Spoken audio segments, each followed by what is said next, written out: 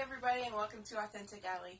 Today we're going to be discussing doubt and how you can change your belief systems through decision making.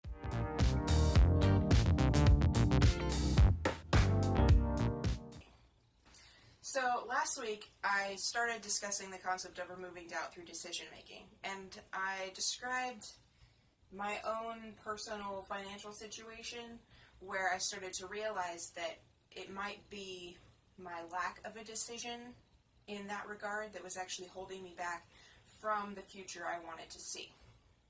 Now, I'm a big believer in the law of attraction, but, I get that concept can be a little bit wonky for some people, and I think it's mostly just because they don't understand exactly what that means. So, it's more about inevitability or persistence. Persistence is something that a lot of people discuss over and over and over again. I mean, you talk to people like my dad, not a law of attraction individual, I can tell you that much. But he is the first one that will tell you, if you stick with something and you put in the work, eventually, you will find success. And it's always been humorous to me when he says that, because to me that comes out as, law of attraction 101.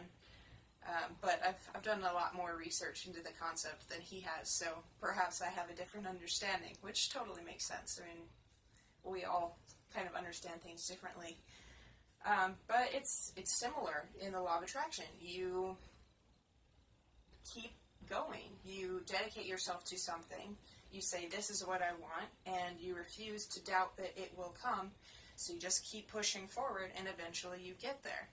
And, that's exactly the same thing that my dad says about a work environment, where if you just, dedicate yourself to that work and you keep moving forward, you'll move up the ranks and, you'll find your place, you'll find fulfillment and all these other things through your job and through promotion and all these other things.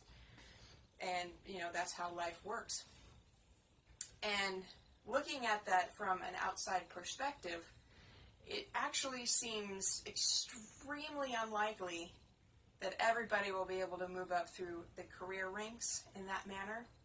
Whereas if you compare that to, say, making YouTube videos or writing a blog or starting a business or all these other outside methods of making money, you're actually far more likely to succeed through that method because you don't have hundreds of people competing for one spot. You have hundreds of people trying to get a small percentage of 7 billion to support them. And I mean, it takes very, very little support to actually reach your financial goals or, to create some meaningful content for people or to help them or, all these other things. So while I would hope that, my videos eventually reach people in a meaningful way, and that becomes larger, I know that in order for me to be financially supported and have more than enough income to get by, all I need is 200 people supporting me on Patreon or through some other method with just $5 a month. Whereas in a job, you're looking for one person to support you by paying you $500 to $1,000 a week or so, and trying to, earn your living that way. So for me, if I got those 200 supporters and one fell off, all I'm losing is $5, versus for my dad, he's losing his entire paycheck. And he's actually far less likely to get promoted than I am to get, say, another 100 people supporting me. So through just another 100 people, that's $500 more every month in my pocket. Whereas for him, one promotion after 10 years of work might mean a pay raise of like $5 an hour or so. I mean, it's really hard to say. He's a programmer, for the state, so I'm guessing he makes pretty good money, but he's actually making like less than he used to as a contracted programmer, or whatever the case may be. He's still not going to earn $1 million in a year. It's very unlikely to happen in a job because you're asking one person to pay you $1 million. So unless he wants to become, like NFL football player and actually has the ability to do so in that extremely competitive field, more than likely he's going to be in this world of less than $500,000 a year. Maybe somebody out there earns more than that on an hourly or salary wage, like a CEO or something. But, the percentage of people in that area of the world in the CEO position, they're very few. So it's kind of like this concept of the 1%, where everybody goes, the 1% is such a small amount. And it's true. I mean, it's 1% of the population. But 1% of the U.S. population is 3 million people. So you go, well, yeah, that's a very small number, but 3 million people, that's a huge amount of people that are earning, millions of dollars every year. And, 3 million businesses or something out there too, which sounds like a lot, and it is a lot, but, it's not 300 million, which is the U.S. population. So that's kind of that concept. So when it comes to changing your belief systems, you kind of have to go into the details of that, and well, at least that's what works for me. So that whole discovering that it's actually easier to make money outside of a 9-to-5 job than it is to make one in a 9-to-5 job is a belief that I think is going to help me significantly in the coming months and years and whatnot, because I have now opened myself up and said, yes, this is possible. Yes, this is a future I can have, and move forward with that. And then there's no longer the doubt of, well, if I can't make it work, then, I have to figure something else out, because then I can start to focus on that belief system and be like, no, see, this works. This will be effective. And by dedicating myself to that concept of now I can no longer go back to the 9-to-5 job, now I am motivating myself and I'm priming my brain to say, keep going, keep pushing, keep doing, keep creating, keep learning so that you can achieve this that you've set out for yourself. And I think that's kind of the basics of goal setting, actually. I've never been a fan of making goals, really. Because I find, well, I'm not much of a scheduler. I like to keep my schedule fluid, and I don't really like to set down this specific goal of saying I'm going to achieve this by this date, and it's going to give me this or that. It seems way too specific to me. But I've actually, through this process, discovered that you can make tentative goals or general goals. And if you make the decision to go along with the goal, it might actually help.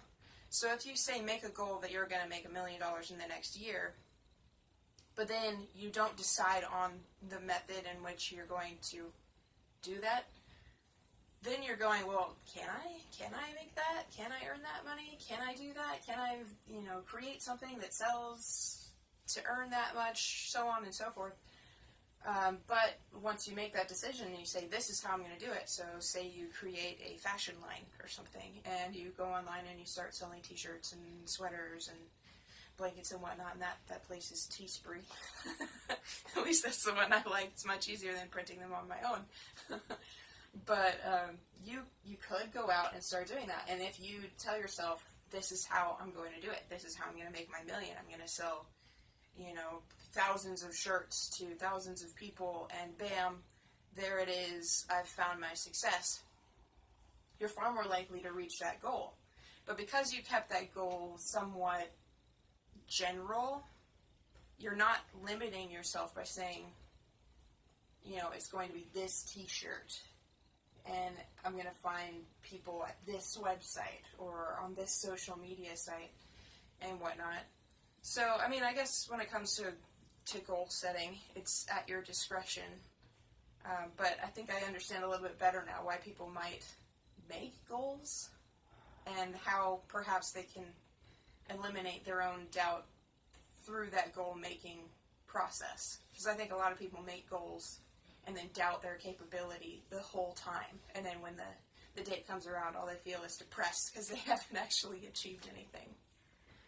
So when it comes to the belief systems about, other aspects of your life other than financial situations, you can do the same process. So if you say want a romantic connection, one of the best things you can do is say, I am going to, say, get married by 2020. I think that's kind of a goal that I want to set for myself. And I'm just going to keep it that general. But because I said I'm going to get married by 2020 and, priming my brain and body to recognize that, now I'm actually going to start noticing when people like me. I might actually start noticing when, a guy is waving or smiling or comes over and talks to me, and I might go, oh, okay, so this guy probably likes me. Things like that. I'm actually pre-programming my brain to recognize those cues, which is something that thus far I have not been great at doing. But by making that goal and by saying, this is it, this is what I'm going for, now my subconscious can kind of work with me toward that goal. And, by setting it out to 2020, I'm like, well, that's plenty of time. You can meet somebody, you can get to know them, you could go on trips or travel a country. I mean, you could do pretty much anything in that amount of time. So by giving myself that long process is actually very... There's less resistance to the idea, let's say, because I haven't made this like really tight goal that I don't believe is possible. This is something that I'm like, yeah, I could totally do that. And, obviously when it comes to relationships, the other person is also involved. So, their decisions do make a difference too. But more than likely, there is at least one person out there who, matches my desire, and, we could be the perfect match by that time, and, that's how that would go. It's kind of like the concept of soulmates, which has always been humorous to me, where people ask the question of, well, if they're your soulmate, how are you supposed to meet them? What if they're born in New Zealand and you never go there? And I'm like, well, then they're probably not your soulmate because they live in New Zealand.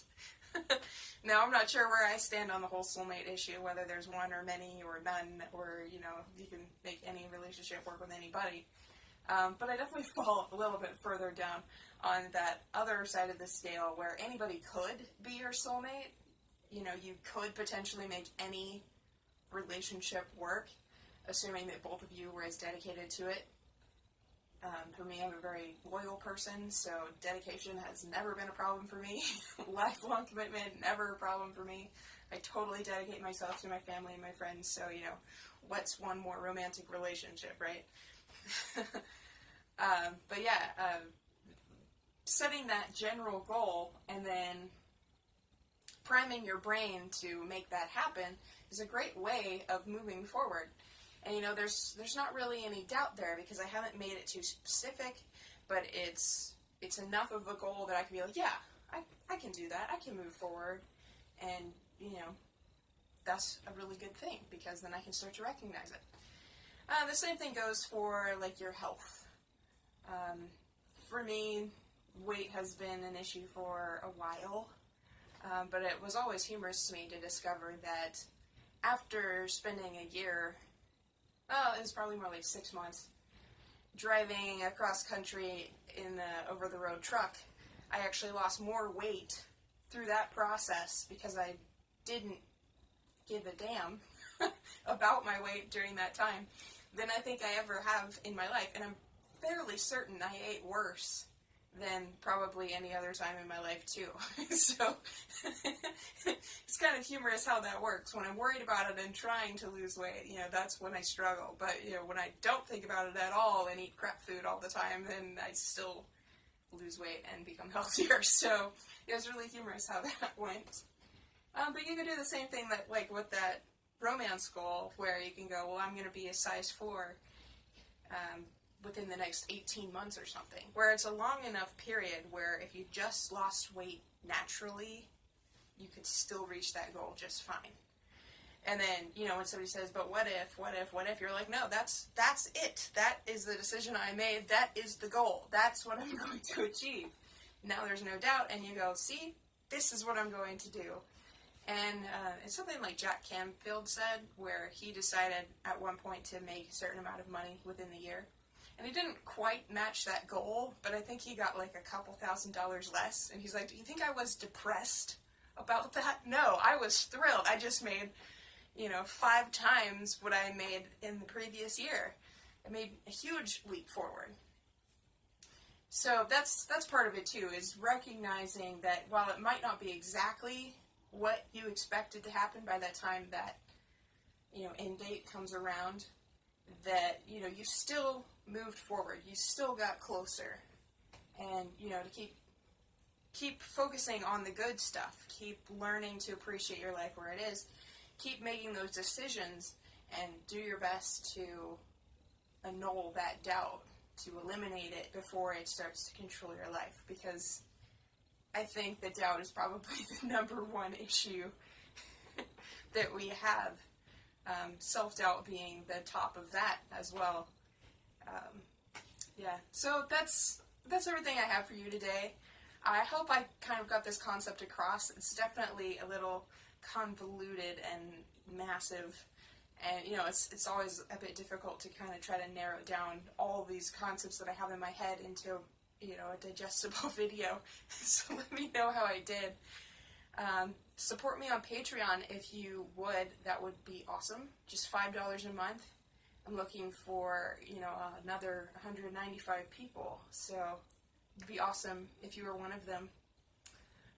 Like this video. If you have any questions, make sure you leave them in the comments.